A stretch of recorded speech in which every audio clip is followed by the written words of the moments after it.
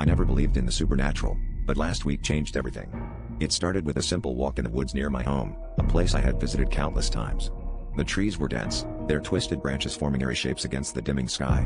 As I ventured deeper, the air grew colder, and I noticed something peculiar, a small, old-fashioned lantern hanging from a low branch, its flickering light casting long shadows. Curiosity got the better of me, and I approached it, only to find a note tied to the handle. The message was cryptic: "She's watching. Don't turn around."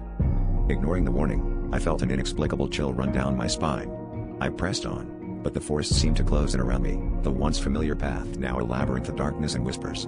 I could hear footsteps behind me, matching my pace, then quickening. I glanced back, but there was nothing, only the echo of my own paranoia. My heartbeat quickened, and I started to run, branches clawing at my skin as if trying to hold me back. The whispers grew louder, more insistent, until they morphed into a single, blood-curdling scream. Panting, I stumbled into a small clearing and collapsed against a tree, trying to catch my breath. That's when I saw her, a figure in a white dress, her face obscured by shadows. She stood motionless, her presence both haunting and hypnotic. I couldn't move, couldn't speak. My mind raced with questions, but the only answer was the growing terror in my chest. She raised a hand, pointing directly at me, and in that moment, I understood the note's warning. She had been following me all along, waiting for me to lead her out of the woods. Desperation took over, and I forced myself to my feet, pushing past the pain and exhaustion. I ran without looking back, the forest a blur of darkness and fear. When I finally burst out onto the familiar road, I dared to glance over my shoulder.